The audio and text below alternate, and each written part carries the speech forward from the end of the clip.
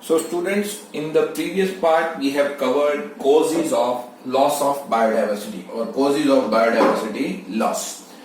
In this part we will talk about reasons of conservation of biodiversity. Why should we conserve biodiversity? Okay. So total there are three reasons. First is narrowly utilitarian reason of conserving biodiversity. Second is broadly utilitarian reasons of conserving biodiversity. And third is ethical reason of conserving biodiversity. Total there are three reasons of conserving the biodiversity. Broadly utilitarian, narrowly utilitarian and ethical reasons of conserving the biodiversity. We will begin with the narrowly utilitarian aspect of conservation of biodiversity. So we should conserve biodiversity because of these reasons, narrowly utilitarian reason.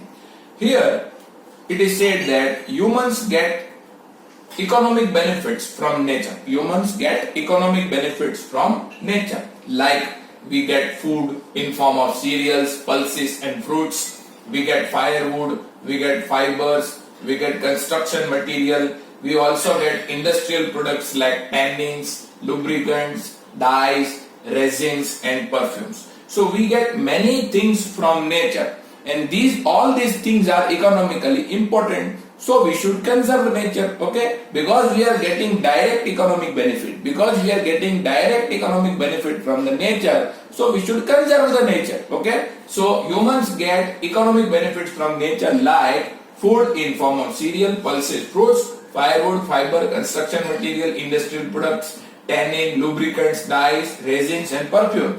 So we are getting economic benefits. So we should conserve the nature even by thinking in narrowly utilitarian way. Okay, we should think narrowly because as the nature provides us economic benefit, we should conserve it. In this manner, at least we should think narrowly also that it provides us economic benefit. Okay, so this is narrowly utilitarian aspect. 25% of the drugs which are sold in market, 25% of the drugs which are sold in market are directly derived from the 25,000 plant species present over the globe. 25% drugs which are sold in the market are derived from 25,000 plant species across the globe. And nations with high biodiversity can get more benefits by bioprospecting. Those nations which are having high biodiversity can get enormous benefit by bioprospecting. What is bioprospecting? Bioprospecting is process of exploring molecular and genetic and species level diversity of products of economic importance. Okay, the process of exploring molecular, genetic, species level diversity of the products which are economically important. That process is known as bioprospecting. So if the nations who are having rich biodiversity, if they do bioprospecting, then they can get more and more benefits. Okay, so in this manner we should conserve biodiversity by narrowly utilitarian aspect. In narrowly utilitarian aspect you have to talk about money. As nature gives us benefit, as the nature gives us benefits in form of money, we should conserve the nature. Okay, so this is about narrowly utilitarian aspect. Here our first point said, this is second point, and this is the third point. In the third point we have talked about bioprospecting. What is bioprospecting? Process of exploring genetic, molecular and species level diversity of the products of diversity of products of ecologically or economically important, not ecologically, economically important products. Okay, so let's talk about broadly utilitarian reasons of conservation of biodiversity. Here we have to talk about those benefits which cannot be given a price tag. Okay, so let's talk about that. Amazonian forest gives 20% of total global atmosphere. Amazonian forest gives 20% of oxygen each year through photosynthesis. Amazonian forest gives 20% of oxygen through photosynthesis each year. Okay, and this 20% oxygen means 20% oxygen of total atmosphere. Okay, So can we give a price tag to this oxygen? Can we count the value of this service? Okay. Can we calculate the value of this service? No, we can't get the actual value of this service. If we want to get some idea, we have to go to a nearby hospital and we have to ask for an oxygen cylinder. They will give us an oxygen cylinder, and through the value of that oxygen cylinder, we can come to know the value of this service. Okay, so Amazonian forest provides 20% of total global atmosphere, 20% of oxygen of total atmosphere through photosynthesis. Amazonian rainforest provides 20% of oxygen of atmosphere through photosynthesis each year, and we can't calculate the value of this service. If we want to get some idea, we have to go to nearby hospital and we have to purchase an oxygen cylinder.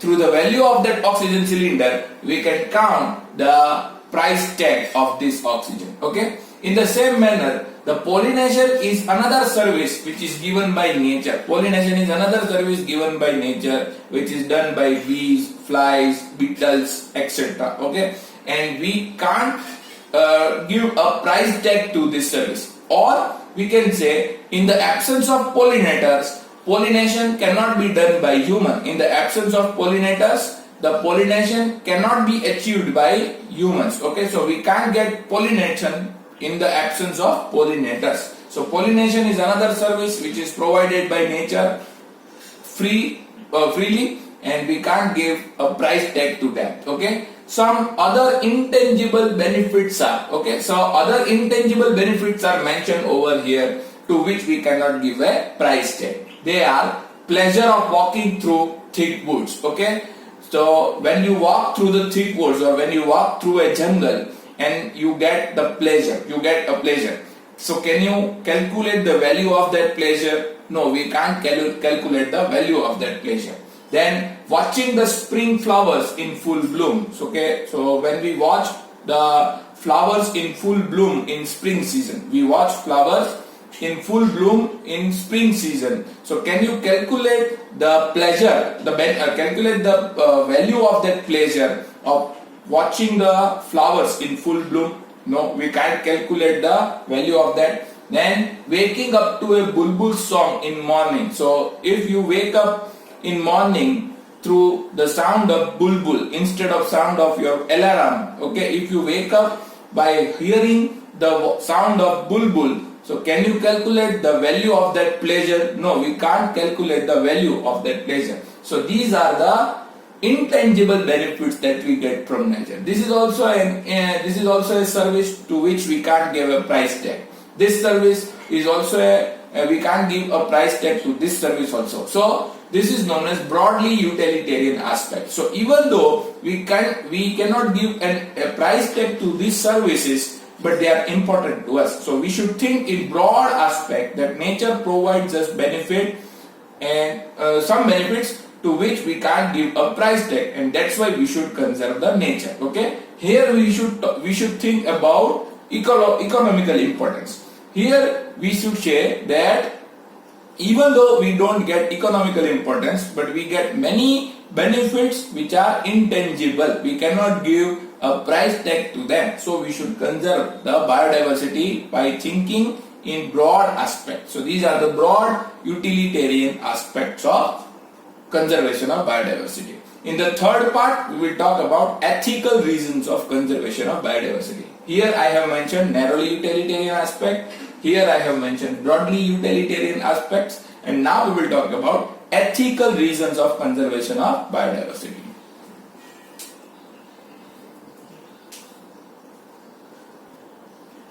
We are discussing reasons for conservation of biodiversity, and in that topic we have discussed two reasons for conservation of biodiversity. They are narrowly utilitarian reasons and broadly utilitarian reasons. In the narrowly utilitarian reasons, we said that we should think about economics, we should think about money, that because as nature provides us money as nature gives us money, we should conserve it. And in the broadly utilitarian aspect, we said that nature gives some service to which we can't give a price tag, and without those service, our survival will be threatened. So we should conserve the nature.